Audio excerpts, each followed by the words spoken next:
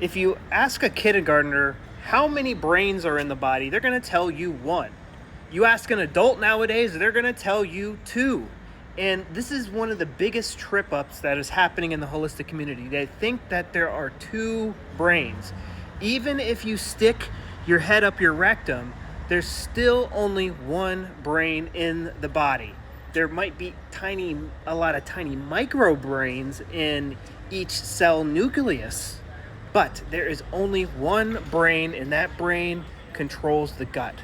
The holistic community likes to pretend that the gut is the second brain and that your gut needs to be healthy and happy in order for your brain to be happy. And yes, that would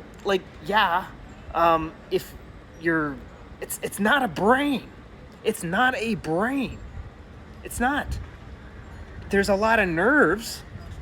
Nerves are just wires. They just communicate. They don't think. They just send signals back and forth.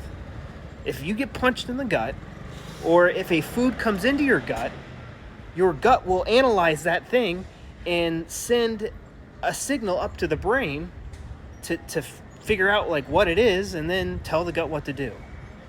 The gut does not think. Your brain does. Your brain does all this processing. Yes, it's good to eat healthy foods. Yes, it's better to eat easier to digest foods with more nutrients in it. But being a psycho about food, especially if you have IBS, Crohn's, or colitis, is just going to make things worse. And one of the things I do in my program is that I'm really breaking down the food phobias. Because if you subconsciously believe that a food is bad for you and it comes into you, your brain, your body is going to want to get it out. How do you do that? Vomiting and diarrhea. Or it goes into overdrive and it causes symptoms. And some of us, I had horrible eating disorders. No gluten, no starches, keto, no meat. I did every single variety of eating disorder. But when you understand that a conflict shock I can't digest this. Oh, that's crap. This is crap. I can't get rid of this and that crap. The brain doesn't know the difference between, most animals interact everything with their mouth. Look at your dog. Look at your cat. The whole world they interact with their mouth. The body, the brain sees everything as food, or most things as food. And when we experience a conflict shock, I can't get this thing. I can't digest this thing. Okay, I'm going to put your gut in overdrive to help you out. What was stressing you out when your gut symptoms started? And what thing was it centered around? Money, girls? For me, it was video games when I was a kid and not being allowed to have McDonald's and ice cream. What was it for you? Don't go thinking the gut's the second brain, because it's not. It has a lot of nerves. There's a lot of connections. There's a lot of communication.